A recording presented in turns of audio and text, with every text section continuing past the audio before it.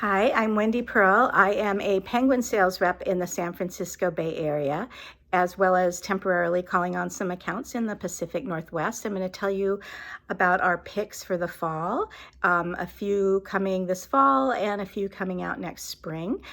Some of these, the first three I talk about, you can sign up for ARCs here. Others you can email or send a note to your local sales rep or download however you get your books.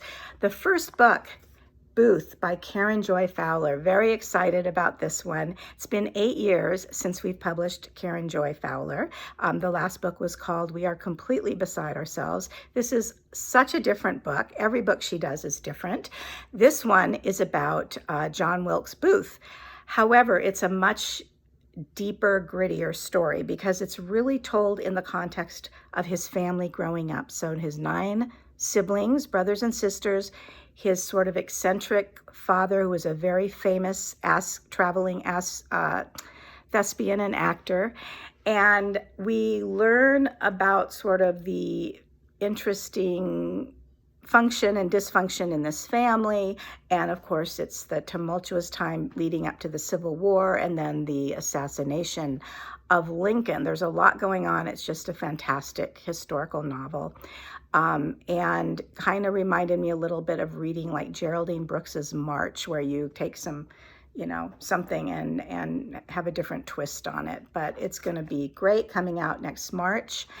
The next book, very excited to tell you about, is the new novel from Hernan Diaz called Trust. And yes, we are publishing him for the first time. We won this novel in a very heated auction. It went to one of our best editors, Sarah McGrath at Riverhead. So Riverhead will pull out all stops and make this a huge publishing event. And of course, you know him from his debut novel, which was In the Distance and shortlisted for the Pulitzer and the PEN/Faulkner. Now, this novel is about a very wealthy man and his wife, their rise to fame and fortune and power in the 1920s and 30s. So sort of think Rockefellers. This couple, Andrew and Mildred Bevel, we learn about them through 4 very distinct sort of ways. It's such a unique structure in this novel, which was one of the reasons I love it.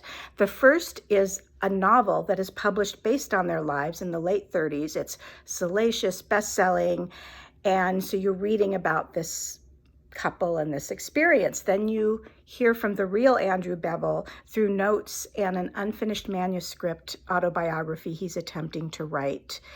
He hires a young woman to be his ghostwriter and sort of type this up. And that's the third part of the book. It's her memoir about dealing with him and the not best-selling novel. So that's a whole new perspective.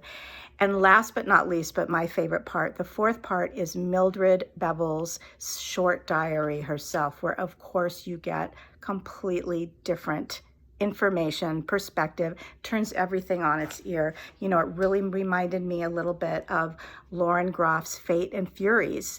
And no coincidence, Sarah McGrath was the editor of that book too. And look what happened to that book. So this is coming next March. ARCs are available to sign up for.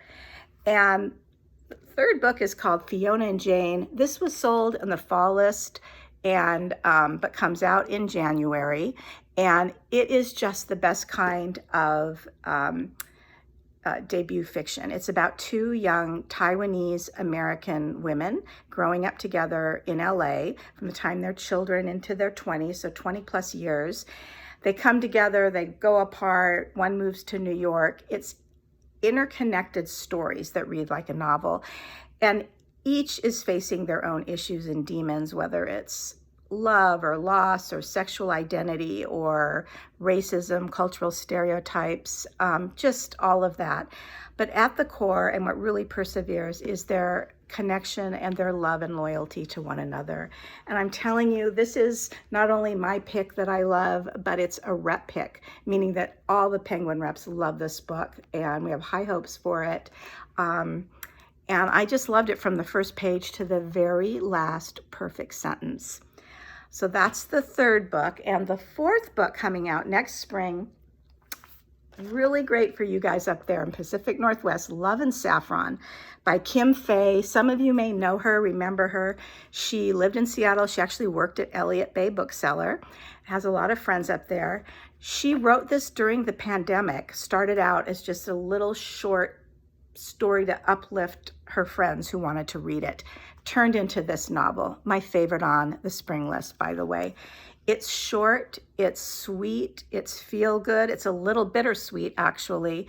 You will read it in an afternoon or even faster if you're a fast reader. And it's about two women writing letters to one another. It starts out as a fan letter to a woman who has a call-in up in the Camano Islands near Puget Sound.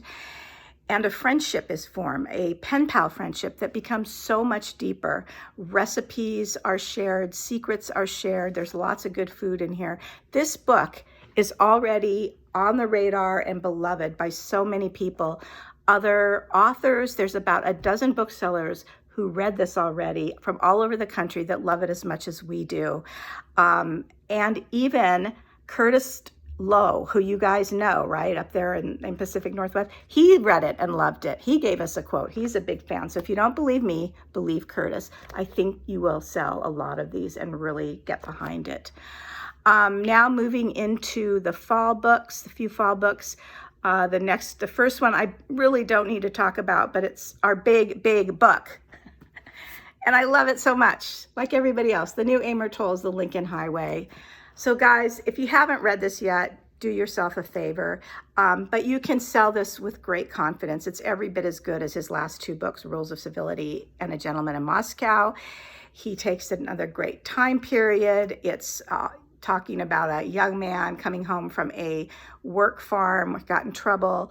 He picks up his little brother, they're newly orphaned, and you think that they're gonna take a road trip west on the Lincoln Highway, but alas, they go east. There are characters that intercede, and each and every one could have a book of their own. And of course, in true Amor Towles style, it comes together with this incredible, satisfying conclusion. There's lots of Easter eggs in here where characters from prior books show up. So look for that. You're going to sell a lot of these, and for good reason. The next one is just, I think, a sleeper. I love this. It's another Riverhead novel. I Love You, But I've Chosen Darkness by Claire Vaye Watkins. I've read her before. I'm a fan of her writing, but the reason I love this one so much, besides the great cover and title, it's super autobiographical. The protagonist's name in this novel is Claire Vaye Watkins, and she grew up in the West, in the desert, and she is an author, and she had a baby, and she had some postpartum depression issues. And like the real Claire Vaye Watkins, this character's father was the right-hand person for Charles Manson. So you get into a lot more information and truth from there. So it's just this different kind of novel because it is so autobiographical and so well written and sweet and funny and irreverent and a little sexy and a little sad. Give this a try, and it's just great literary fiction. The next book is a cookbook. I hardly ever talk about cookbooks because we rarely have big best-selling ones, but this one, you guys, Korean Vegan Cookbook by Joanne Lee Molinara is beautiful. She has a huge TikTok following, millions on her Instagram, just so many fans and social media followers. Please do not underestimate that. And she delivers. She's known for doing these great homey stories about growing up and background and the background of her food choices and recipes, and that's all in here along with the great photos. And there's some traditional and non-traditional items. So this will be a great one. If you don't have this already or have only ordered one or two, you better order more right now. And last but not least, I'm talking about the new book by Nick Offerman, Where the Deer and the Antelope Play, only because I met him once and he was so charming and authentic and nice and a real mensch. So I want to push his book. It is his story of taking 3 trips with friends, and it's his signature wit, folksy storytelling. He talks about outdoors and nature and climate change. First trip is a long hike with his friends, George Saunders and Jeff Tweedy of Wilco, the band.